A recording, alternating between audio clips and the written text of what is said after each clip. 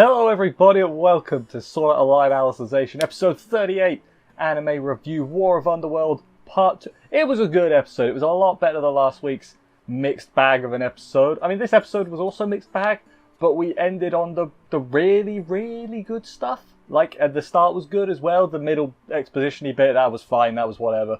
Weren't terrible, but hey. The other two ends of the episode, though, solid. Unlike last week where it's like, hey, you like tentacles? Which I can look past. I know a lot of people can't, but I'll take the good with the bad as opposed to just being bad. Anyway, this episode, as I said, very good. Real question, though. Are they going to kill every male that's not Kirito in this show? Because, think about it. Yu-Gi-Oh! Right? Eldry. And now, well, you know. If you see the episode, Daddy no. Daddy no is all I'm going to say. Anyway, let's get into this episode proper, see how everything went down. Let's do this.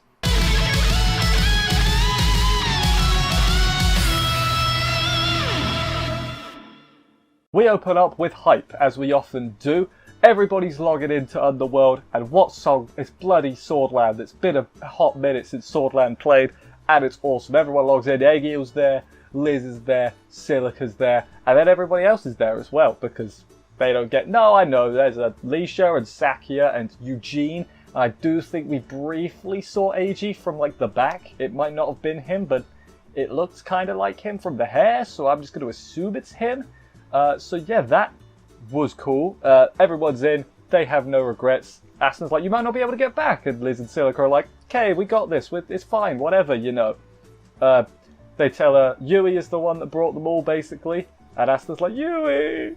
And it's like, yeah, great. She's sort of there, even though she's not there. And then they introduce Redley to them. It's like, Redley, these are the people that have come to help. And he's just like, I thought everybody from the other world was a dick. Nice to see everyone. There's some nice people. And they're like, yeah, of course we're nice, Redley. And it's kind of adorable. Please don't kill Redley. The way they're going, we're killing all the dudes. Don't kill Redley. He deserves better. Don't kill him, please. I'm begging you here. Yeah, they got 2,000 people to log in against the 50,000 American players. However, the 2,000 of them are awesome. That's the crucial thing. So there was also some GGO players. You know, in the like, Dine was there. I think Musketeer X was there, like in the background. They didn't even make a big deal about it. And it's like, when did you go to GGO? I guess that's a thing they did at some point to recruit more people. It's not even important enough to be shown. I guess there's not that many super recognizable GGO characters to non-fanboys like myself. No, I am a fanboy. Whatever I'm trying to say. Anyway, yeah, enough of that. More Swordland, right? That's what happens next. Asuna charges. Everyone's fighting. Nice little thing with her and the Sleeping Knights. I like that because, you know, she was with them for a hot minute. So yeah, more Swordland. Everyone's fighting. They're doing everything. Good stuff happening. Asuna's got this big old smile as she slaughters like two dudes. Remember, they feel all the pain and then see her smile. Yeah, now it's weird, isn't it? Not weird, now it's a bit psychotic. So, Asuna confirmed psychopath. No, it was awesome, everybody showed up.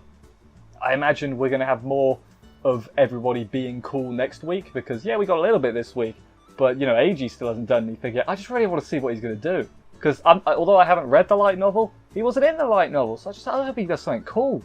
Let everybody do something cool, is basically where I'm at right now, which... Please, everyone deserves it. Everyone. Even Recon. Recon wasn't there, was he? Where's Recon? Justice for Recon. Give Recon more screen time. Or just screen time in general. I mean, yeah, if you don't die, apparently, you just get forgotten about. I know Eugene's there, but he doesn't count in this argument. I'm arguing, therefore I'm right. Anyway, let's head back to the real worldo.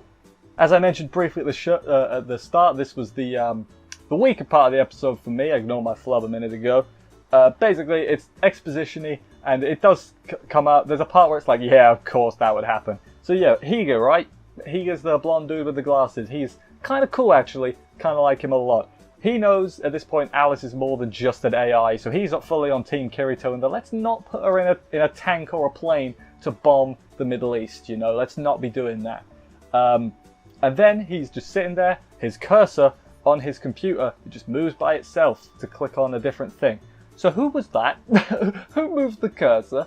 I would guess it would have to be Yui, right? Yui would make sense. Although, can she get into the cursor? The only other thing I was thinking at the time is it might be Kaiba, because he is like a VR. He's like on the network, on every network. He's an internet ghost. He just browses the internet in his spare time. So I think it's got to be one of them, right? Originally I thought Yu-Gi-Oh, but that doesn't make sense. Why would he be able to interact with the real world? That don't make no sense. So my thinking is either Yui or Kaiba. But again, could be wrong. That's just my thing. But anyway, what he clicks on, this is the important bit, is Kirito's brainwave thing. Or, yeah, technically. So it had activity, his brainwave thing. I don't know what to call it. That's what I'm calling it. They have names, and I've forgotten. My brain's farted at the moment. Can't remember what they're called. There was two little bits of activity. One when Asuna met with him, and one when Sinnoh met with him. So there, that's good. And then they start jargoning a little bit. They basically, I think what they end up saying is, Kirito's lost his self-image, but everybody else has got their image of Kirito, so they're going to sort of use their image of Kirito to repair Kirito's self-image. When SAO does jargon, it doesn't do it particularly well, I'll be honest, but I think that's what they were saying. Basically they're going to get everyone to fix Kirito, essentially is how it works. They're going to be like, oh, we need 3 people. And it's like, oh, well, wouldn't you just know? We have 3 people logging in from the STLs. What are the chances? You know, you got your 3 people right there. It's a bit contrived and a bit like, oh, how convenient, you know. But that's really me nitpicking. I really like this episode, especially the stuff yet to come. But then they need the control room to do this, to access his STL and everything. So that's the thing they got to do. Higa is gonna do it because it has to happen while they're logged into the Underworld, because otherwise Kirito will never be able to get in the Underworld again, because it'll be permanently disrepaired or broken, whatever word you want to use, and everything. I'm sort of zipping through this a little bit. You watched the episode, trying to make much sense of it. Higa's gonna get to the main control room, or not the room, but he's gonna get to the maintenance area so he can access the STL from there. But he might get shot because they can see him, and he's you know, black, you know. So he's in danger doing this. But they're going to use the robot as a decoy. There's a second robot, but they're not going to use that one. Higa is at risk, but he is all in on this plan. And also the maintenance guy called Yanai is going to go with him. Now, he said his name, and I was like, do I know that name? Because like the way they said it, it was like, oh, this is a guy you should know about. And I'm like, has he ever been mentioned before? I mean, considering the fact that I don't think he has been mentioned before, I'm putting 2 and 2 together and getting like 83 here, but there was a mole in Wrath. This guy volunteered out of nowhere. It's probably him, right? It's probably him. Oh god, is Higa gonna die? Oh, don't kill Higa too. You're gonna kill everyone I like. That's not cool. Please don't. Just don't do that. But hey, they're gonna go and do their bit to help Kirito, so that's coming up at some point. But now on to the main event, and indeed what everybody came for. It's Bercouli versus Vector, and it's bloody awesome. I don't know if it's not animated by a different studio, but the way this part was animated was completely different from the rest of it. Like, it didn't look like the lines were far more thick. It still looked good. That's not believe me, it's not a complaint. But you can't look at it and be like, yeah, this looks the same. No, it looks different, but it looks fine, and the fight scene is awesome. I don't know if they just got their best people for this fight scene to give Bercouli the badassery he deserves. But yeah, so it's awesome. My notes are just like, it's awesome, very nice, good, yes, good stuff. At some point Bercouli gets like blinded, I guess. He can't see Emperor. Maybe it's not him that gets blinded, but there's another thing going on. Vector stops his plan that he's got going on though and like tosses him to the side. Bercouli has lost, but it's really well animated. Like I feel like I didn't stress that enough, so I'm gonna just stop myself here and talk about it a bit more. It's really well done. If you haven't seen this scene yet, watch this fight scene because the way it's animated is really good, and I'm a big fan. But yeah, no, Vector defeats Bercouli. He's knocked to the side. Then out of nowhere, I like this shot. You see like Bercouli's eyes, and you see like a shooting star in his eye. That shooting star. At first, I was like, "It's Sinon. She's come to save him." But no, it wasn't Sinon. It was Bercouli's dragon. Don't remember its name, but it's Bercouli's dragon. It shows up, saves his life. You know, grabs Vector, gets brutally, like, I thought it was dead after the first hit, but then it, like, grabbed his leg. I was like, oh, come on, yes. Basically gives Bercouli time to use his special move, right? His special move, you know, release, recollection, all that on the time-splitting sword, basically allowed him to slash into the past and behead Emperor Vector in the past, and then it have it affect the present day, right? That's sort of how I do it. It's a pretty bonkers ability and broken, therefore why he can't use it all too often, and, you know, the repercussions that happened, you know, right now. So yeah, he slashed the past, defeats Vector, and I was like, okay, so surely he's not actually dead, right? But then he was. Like, we'll get to that at the very end, but yeah, Bercouli defeated him. Screw you, Kirito, you're not even needed. We got Daddy Bercouli. Well, we had Daddy Bercouli for a little bit longer. Then we have like a little flashback of him with like Alice like brushing her hair or something. So that was nice, I guess. But then Alice wakes up in in the Underworld. She wakes up. I can't say real world. It's not accurate. She wakes up and Bercouli's just sitting there, and she's like, "Oh, you know, what happened? Last thing I remember." And then we see Bercouli, and he's already dead. He's sat. That's how all the badasses die. Is just not laid on their back. They're sat up, smiling, and yeah, Bercouli was really gutted, because I think I said last week, like, oh, they foreshadowed it now. Sidon's gonna save him. It's not even, you know, it's too obvious. And then she didn't. First off, where the hell was Sinon? You're too slow. What are you doing? And oh man, Bercouli. Oh, I mean, I'm gutted, but it was good. It almost needed to happen, and I'm glad he actually got to like defeat Vector. Like, that's a cool thing to happen. Like that he killed. I mean, he killed a god. Like, if you want to think it logically, Bercouli killed God. That's he wins. He may have died, but he won at life. More on him winning at life in a minute. And then we get a little bit weird. We see Ghost Bercouli. Alice cries and screams because, you know, her father figure's like dead, which feels a little bit bad. But then we go to Ghost Bercouli, who is just like, there, don't cry, you know. And then Ghost Dragon's there. And it looks a bit ridiculous, I'll be honest, but it still gets you a little bit. And then out of nowhere, Ghost Administrator shows up, but she's all nice because it's not the real one. It's like the administrator from Bercouli's memories, and Bercouli didn't really know her as a super evil woman. She's like kind of nice. So if they could repair Administrator, well, I mean, Bercouli's kind of dead now, so that's not going to happen. But hey, if they had managed to repair her, I assume it's sort of like the Kirito thing where Bercouli's memories of this administrator could have been used to bring her back, sort of.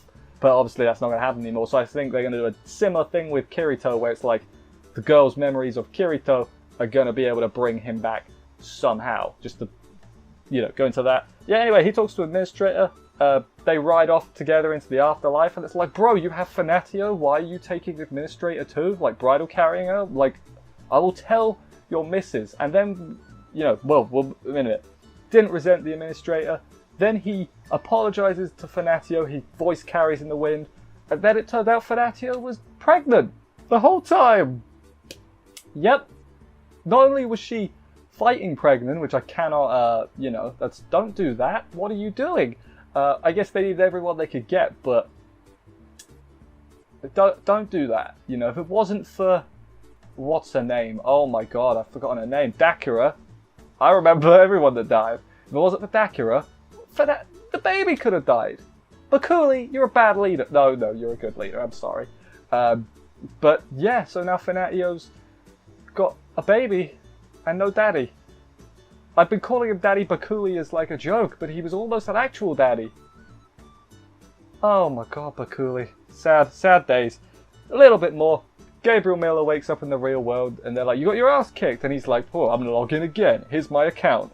Which, if I remember from the handwriting, I didn't pause it. It definitely said the words GGO in there, so I assume it's the GGO account, the one they fought way back ago in episode 1, and the one that also, in that one episode, choked Sinon. You know, it was pretty brutal looking. So I imagine that's going to happen. So, I mean, that can't be stronger than the Dark God account, right? Like, feels kind of weird that the Vector account's gone. Are they going to bring it back somehow? Because his GGO account it might be good. But it doesn't really scream final boss at you, you know? Like the Dark God account, yeah, final strike. It's literally a god. But the GGO account might be good, but I don't see, you know, I don't see it being god worthy. Could be wrong though. There could be a third secret account somehow. No, I don't know. I'm just spitballing. But yeah, that was the end of the episode. As I said, enjoyed the Bercouli stuff. He got an awesome send off, you know, the fight at least. Liked the stuff at the beginning with the Sleeping Knights and all the other people logging in. I hope we get more badassery from them at some point. And yeah, excited. And the middle stuff was good too, even if it was mostly just, here's how we're going to get Kirito back. So yeah, looking forward to that. Next week, God, what have we got next week? Oh, they don't do previews in SAO until like the day before. That's so weird. It always throws me. I like seeing the next episode preview and trying to guess what's happening next. So yeah, I think we'll wrap this up here. I can't think of too much else to talk about. Thank you everybody for watching this review. I hope you enjoyed it, and if you did, please give a subscribe and stuff for more reviews like it, and I'll be back next week for more Sword Art Online. Give an F in the comments for Bercouli, Daddy Bercouli. He went out like a champ, let's just say that. I'll see you next week, as I said, for another episode of this. Take care, and bye guys.